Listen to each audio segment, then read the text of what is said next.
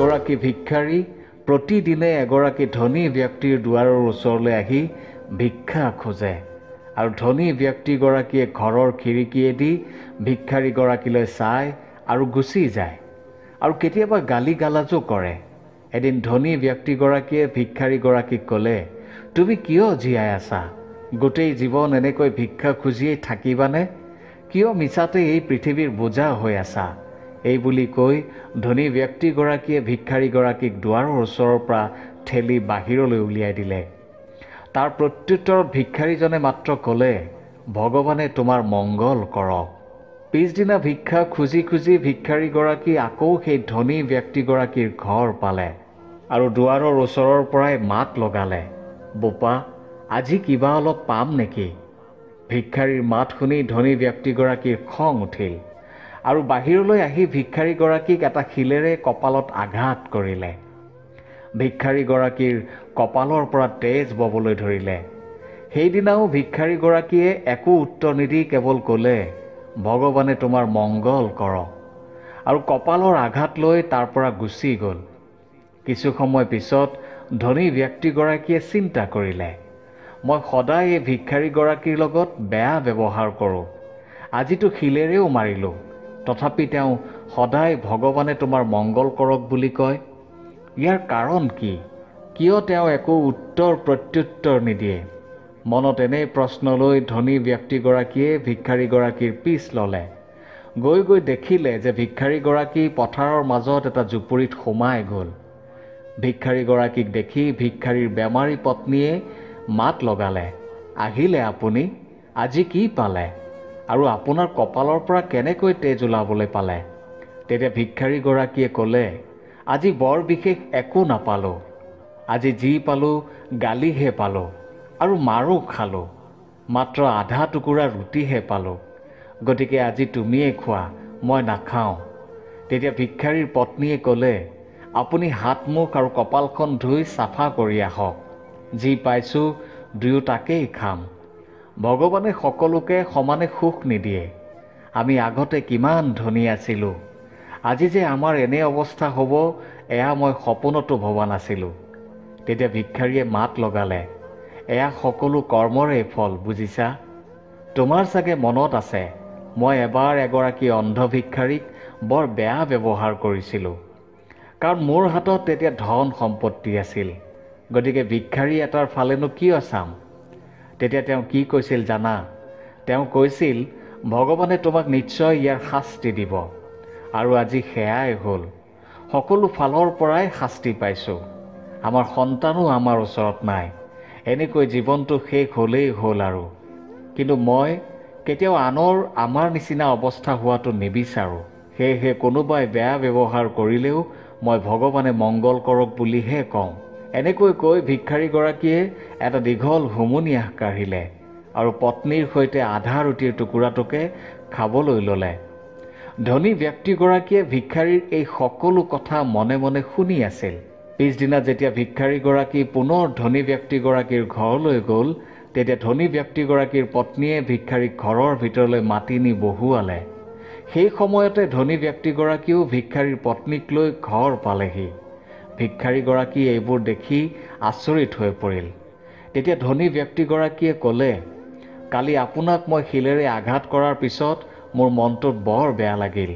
মোৰ পত্নীয়ে মোক বহুত বুজালে আৰু তেওঁৰ কথা মতে মই আপোনাক বিচাৰি গৈ আপোনাৰ ঘৰ পালোঁ। আৰু তাতেই আপুনি কোৱা সকলো কথা মই মনে মনে শুনি থাকিলোঁ আৰু আহি মোৰ পত্নীক ক'লোঁ। তেতিয়া তেওঁ আপোনালোকক ইয়ালৈ লৈ অহাৰ কথা ক'লে। গতিকে কালি মই কৰা ভুলৰ বাবে মোক ক্ষমা কৰি দিয়ক আৰু আজিৰ পৰা আপোনালোক দুয়ো আমাৰ ঘৰতেই থাকিব। আপোনালোকৰ চোৱা চিতাৰ দায়িত্ব মোৰ।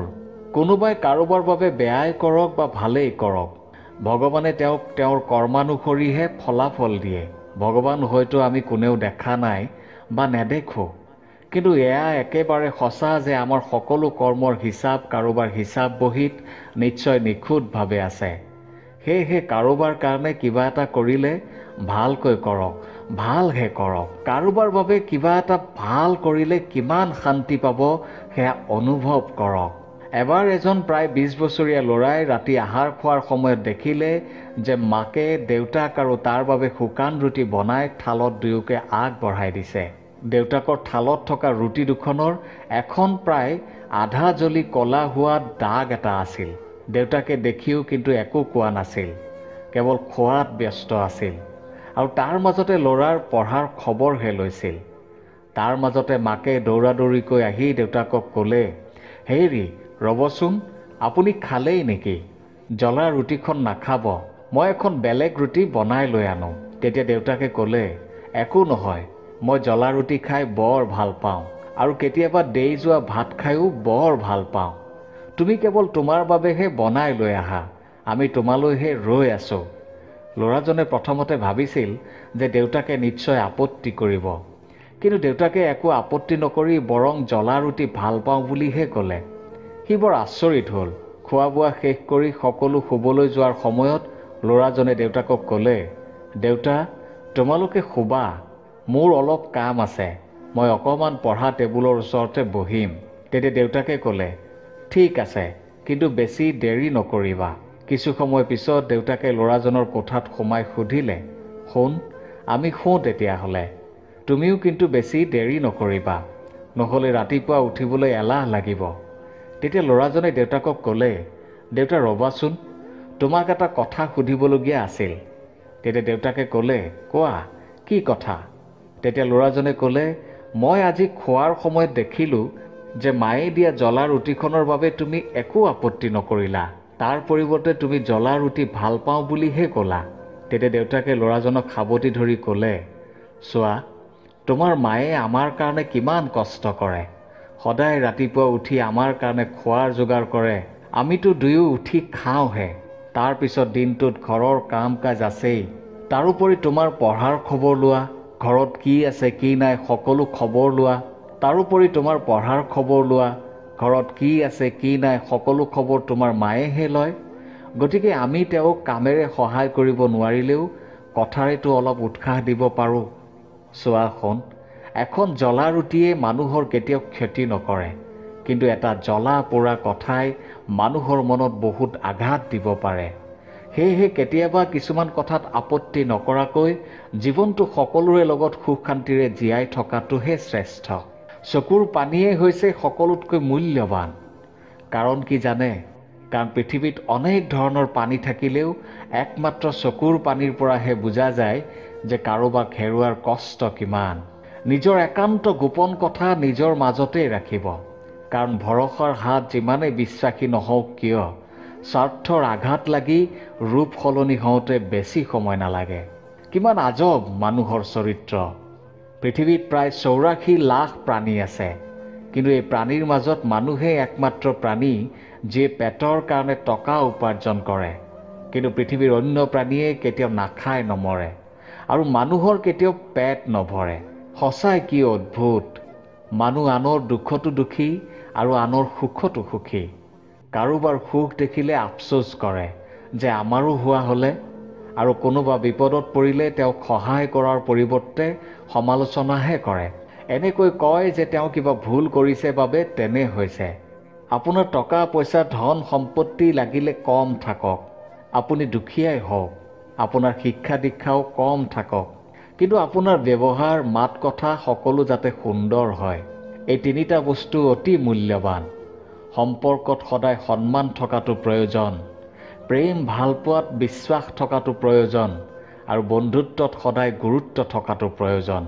যদি সুখ বিচাৰে ৰাতি জাগি নাথাকিব, যদি শান্তি বিচাৰে তেনে দিনত কেতিয়াও নুশুব। এই পৃথিৱীত কোনো অযোগ্য নহয়, প্ৰত্যেকৰে কিবা নহয় কিবা এটা গুণ নিশ্চয় থাকে, আৰু যি লুকাই থাকে।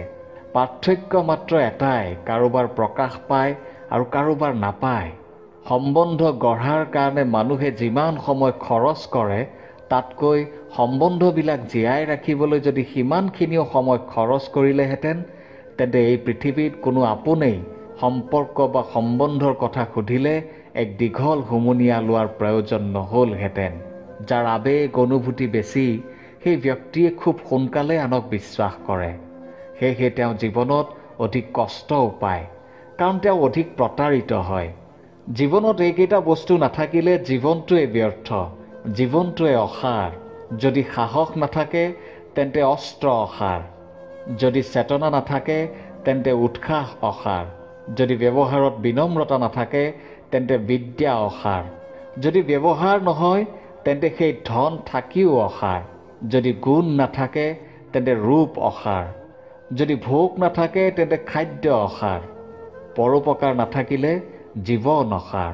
খঙে মানুহৰ মগজু ভক্ষণ কৰে, অহংকাৰে মন ভক্ষণ কৰে, চিন্তাই মানুহৰ আয়ুস ভক্ষণ কৰে, আৰু ঠগে ন্যায়ক ভক্ষণ কৰে, আৰু লোভে মানুহৰ সন্মান ভক্ষণ কৰে।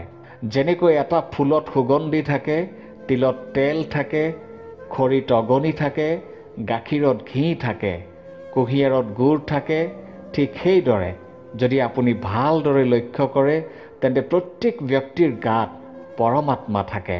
সেয়েহে প্ৰত্যেক ব্যক্তিক সন্মান আৰু শ্ৰদ্ধা কৰা অতি গুৰুত্বপূৰ্ণ। এই পৃথিৱীত সেইসকলেই অভাগা যিয়ে বৃদ্ধকালত পত্নীৰ মৃত্যু দেখে, যিয়ে নিজৰ সম্পত্তি সম্বন্ধীয়ক বিলাই দিয়ে, আৰু যিয়ে খোৱাৰ বাবে আনৰ ওপৰত নিৰ্ভৰ কৰে, নিজক বিশ্বাস নকৰে। এবাৰ দুজন বন্ধু এগৰাকী সাধুৰ আশ্ৰমলৈ গৈ আছিল। এজন বন্ধু অতি ধনী ঘৰৰ আছিল আৰু এজন অতি দুখীয়া ঘৰৰ। গৈ থাকোঁতে বাটত এজন দুখীয়া শ্ৰমিকৰ জোতা দেখি ধনী ঘৰৰ শিষ্যজনে কিবা ধেমালিৰ কথা ভাবিলে। দুখীয়া বন্ধুজনক ক'লে, বন্ধু, আমি যদি এই জোতাযোৰ লুকুৱাই ৰাখোঁ কিমান মজা হ'ব। শ্ৰমিকজনৰ ওপৰত ইয়াৰ কি প্ৰভাৱ পৰে চাওঁ ব'লাচোন। তেতিয়া দুখীয়া বন্ধুজনে ক'লে, নহয়, আমি তেনেকুৱা কৰাটো বেয়া হ'ব বন্ধু। দুখীয়া মানুহৰ লগত এনে ধেমালি কৰাটো উচিত নহয়। তাতকৈ আমি এটা কাম কৰোঁ ব'লা, আমি তেওঁৰ জোতাযোৰত পইচা সুমুৱাই থওঁ। তোমাৰ ওচৰত যি আছে দিয়া আৰু মোৰ ওচৰত যি আছে দিওঁ, আৰু চাওঁ তেওঁৰ ওপৰত কি প্ৰভাৱ পৰে। তেতিয়া ধনী বন্ধুজনে ক'লে, ঠিক আছে, তেন্তে সেইটোকে কৰোঁ। এই বুলি দুয়ো জোতাযোৰৰ ভিতৰত অলপ পইচা সুমুৱাই ৰাখিলে। কিছু সময় পিছত শ্ৰমিকজনে নিজৰ কাম কৰি উভতি আহি জোতাযোৰ পিন্ধাৰ বাবে এপাত জোতাত এখন ভৰি সুমুৱাই দিলে। তেনেতে কিবা এটা ভিতৰত সোমাই থকা যেন লাগিল। হাতখন ভিতৰলৈ সোমাই দিওঁতে পইচা কেইটামান দেখা পালে। অলপ আচৰিত হ'ল। শ্ৰমিকজনে ইফালে সিফালে চালে কিন্তু কাকো দেখা নাপালে। তাৰপিছত তেওঁ আনখন ভৰি জোতাত ভৰাই দিলে আৰু তাতো কিছুমান পইচা দেখিলে। দুয়োপাত জোতাৰ পৰা পইচাকেইটা উলিয়াই হাতত ল'লে আৰু ক'বলৈ ধৰিলে, প্ৰভু, মই নাজানো কোনজন ভাল মানুহে এই পইচাকেইটা মোৰ জোতাত সুমুৱাই থৈ গৈছে, কিন্তু যিয়েই থৈ গৈছে তেওঁলৈ মোৰ কৌটি কৌটি প্ৰণাম আৰু ধন্যবাদ। মই এয়াই প্ৰাৰ্থনা কৰোঁ যে তেওঁ ভালে কুশলে থাকক আৰু এই পইচাৰে মই মোৰ পত্নীৰ বাবে দৰৱ আৰু ল'ৰা ছোৱালীকেইটাৰ বাবে অলপ খোৱা বস্তু লৈ যাব পাৰিম। হে প্ৰভু, আজি তুমি কোনো দেৱদূতক এই কামটোৰ বাবে পঠিয়াইছা। আজি মোৰ হাতত ফুটাকড়ি এটাও নাছিল। এই বুলি কৈ শ্ৰমিকজন আনন্দ মনে তাৰ পৰা গুচি গ'ল। দুয়ো বন্ধুৱে শ্ৰমিকজনৰ এই কথা শুনি আছিল। তেতিয়া দুখীয়া বন্ধুজনে সুধিলে যে এতিয়া তুমি কোৱা, তোমাৰ ধেমালিতকৈ মোৰ এই পদ্ধতিটোক তুমি কেনে অনুভৱ কৰিলা? তেতিয়া ধনী বন্ধুজনে ক'লে, মোক ক্ষমা কৰি দিবা বন্ধু, মই ইমান দকৈ চিন্তাই কৰা নাছিলোঁ। এতিয়া মই বুজি পাইছোঁ প্ৰকৃত সুখ আচলতে ক'ত অন্তৰ্নিহিত হৈ থাকে। যেতিয়া আমি কাৰোবাক ঠাট্টা কৰোঁ তেতিয়া আমি এটা মুহূৰ্ত আনন্দ পাওঁ, কিন্তু ইয়াৰ ফলত আমি আনৰ পৰা অভিশাপহে পাওঁ। কিন্তু যদি আমি কাৰোবাক কোনো কঠিন পৰিস্থিতিত সহায় কৰোঁ আৰু আমি যিজনক সহায় কৰোঁ সেইজনেও নাজানে যে আমি তেওঁক সহায় কৰিছোঁ, কিন্তু আমি জানো যে আমি সেই ব্যক্তিজনক সহায় কৰিছোঁ, এয়াই প্ৰকৃত সুখ। আনক সুখ দিলেহে প্ৰকৃত সুখ পোৱা যায়। এনেকৈ সুখ বিয়পাই থাকক, মানুহক সহায় কৰি থাকক আৰু যিমান পাৰে দান কৰক। ইয়াৰ অৰ্থ এইটো নহয় যে আপুনি বাধ্যতামূলকভাৱে ইমান টকা দান কৰিব লাগিব, কাৰণ সকলোৰে প্ৰয়োজন বেলেগ বেলেগ হ'ব পাৰে। কাৰোবাক টকা দান কৰিব নোৱাৰিলে অন্ততঃ বস্তু দান কৰিব পাৰে। কেতিয়াবা ৰাস্তাত লগ পোৱা অসহায় মানুহ এজনক কিবা এটা খুৱাই চাবচোন, কিমান সুখ পাব মনত। সেই যিটো সুখৰ অনুভূতি আপোনাৰ হৃদয়ত হ'ব, তাতকৈ বেলেগ সুখ আৰু কিয় লাগে। এবাৰ বৰষুণৰ বতৰ আছিল। আৰু এজন পিতৃয়ে দুপৰীয়া স্কুলৰ পৰা নিজৰ 10 বছৰীয়া সন্তানক লৈ আহি আছিল। আহি থাকোঁতে দেউতাকে নিজৰ পুতেকক সুধিলে, আজি ছাৰে তোমাক স্কুলত কি শিকালে? তেতিয়া পুতেকে দেউতাকক ক'লে, দেউতা, আজি ইংৰাজী ছাৰে আমাক নৈতিক শিক্ষা দিলে। আৰু ছাৰে ক'লে যে পৰিস্থিতি যিয়েই নহওক কিয় আমি সদায় আনক সহায় কৰিব লাগে। ছাৰে আমাক সকলোকে ঘৰলৈ গৈ কোনোবা এজনক সহায় কৰিবলৈ আৰু কাইলৈ ঘূৰি গৈ কাক সহায় কৰিলোঁ সেয়া ছাৰক ক'বলৈ কৈছে। এনেদৰে দুয়ো কথা পাতি খোজকাঢ়ি গৈ থাকোঁতে বৰষুণ দিবলৈ ধৰিলে। দেউতাকৰ হাতত 2টা ছাতি আছিল। তাৰে সৰু ছাতিটো পুতেকক দিলে আৰু ডাঙৰ ছাতিটো নিজে ল'লে। বৰষুণ উপভোগ কৰি দুয়ো ঘৰৰ ফালে আগবাঢ়িবলৈ ধৰিলে। বাটত পুতেকে ৰাস্তাৰ কাষত বহি থকা এটা কুকুৰ পোৱালি দেখিলে। বৰষুণত তিতি যোৱাৰ বাবে কুকুৰ পোৱালিটোৱে ঠাণ্ডা অনুভৱ কৰিছিল আৰু কঁপি আছিল। লগে লগে পুতেকে কুকুৰ পোৱালিটোৰ ওচৰলৈ দৌৰি গৈ তাৰ মূৰৰ ওপৰত নিজৰ সৰু ছাতিটো দাঙি ধৰিলে। এই সকলোবোৰ দেখি দেউতাকে পুতেকক ক'বলৈ ধৰিলে, নাযাবা, বৰষুণত তিতিলে তোমাৰ জ্বৰ উঠিব, চাওঁ এইফালে আহা। কিন্তু পুতেকে দেউতাকৰ কথা নুশুনি ছাতিটো কুকুৰ পোৱালিটোৰ মূৰৰ ওপৰত ৰাখি থ'লে। কিছু সময়ৰ পাছত বৰষুণ বন্ধ হৈ গ'ল আৰু পুতেকে কুকুৰ পোৱালিটোৰ মূৰৰ পৰা ছাতিটো আঁতৰাই দেউতাকক ক'লে, দেউতা, ছাৰে মোক দিয়া হোমৱৰ্কটো মই কৰি দিলোঁ। দেউতাকৰ ওচৰলৈ আহি পুতেকে আকৌ ক'লে, দেউতা, এই কুকুৰটো যদি এনেকৈ ৰাস্তাত থাকে তেন্তে ই মৰি থাকিব। আমি ইয়াক আমাৰ ঘৰলৈ লৈ যাম নেকি? জীৱ জন্তুৰ প্ৰতি পুতেকৰ দয়া আৰু মানৱীয়তা দেখি পিতৃৰ হৃদয় আৱেগেৰে উপচি পৰিল আৰু পুতেকক ক'লে, নিশ্চয় লৈ যাম। আমি ইয়াক ঘৰলৈ লৈ যাম আৰু তুমি সদায় ইয়াৰ লগত খেলিবা। এনেকৈ কৈ দেউতাক আৰু পুতেকে কুকুৰটো ঘৰলৈ লৈ গ'ল। আজিৰ সময়ত এনে মানৱীয়তা অতি কম সংখ্যক লোকৰ মাজতহে দেখা যায়। আচলতে মানৱ অস্তিত্বৰ মূল লক্ষ্য হৈছে মানৱতাক ৰক্ষা কৰা। আৰু যদি আমি এই কামত সফল নহওঁ তেন্তে আমাক মানুহ বুলি কোনে ক'ব? আমাৰ প্ৰকৃত ধৰ্ম হৈছে প্ৰকৃতিৰ সৃষ্টি কৰা প্ৰতিটো জীৱৰ প্ৰতি দয়ালু হোৱা। কাৰণ জীৱ জন্তুৱেও নিজৰ জখমক লৈ কান্দে, কিন্তু এজন প্ৰকৃত মানুহ সেইজনে যি আনৰ যন্ত্ৰণা অনুভৱ কৰিব পাৰে। যি মানুহে কয়, মই ঠিকেই আছোঁ, একো হোৱা নাই মোৰ, প্ৰায়েই সেই মানুহে যেতিয়া অকলশৰীয়া হয় তেতিয়া বহুত কান্দে। সেই ব্যক্তিক কেতিয়াও দুখ নিদিব যিয়ে আপোনাক অন্তৰৰ পৰা বিচাৰে। এদিন আপোনাৰো এনে এটা দিন আহিব যিদিনা আপুনি সেই অন্তৰেৰে বিচৰাজন আপুনি বিচাৰি নাপাব। কেতিয়াও এই ভুলটো নকৰিব।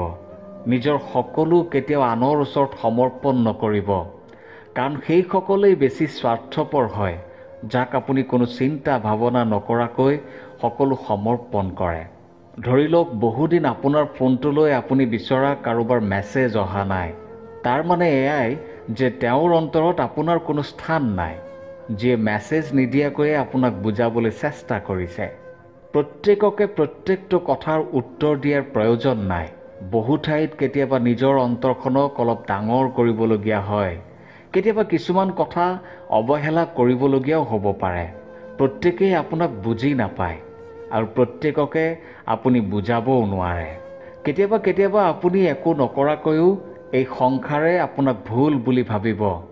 আপুনি তেওঁলোকৰ মনত বেয়া হৈ পৰিব, কাৰণ আপুনি সেয়া নকৰে যি আনে আপুনি কৰাটো বিচাৰে।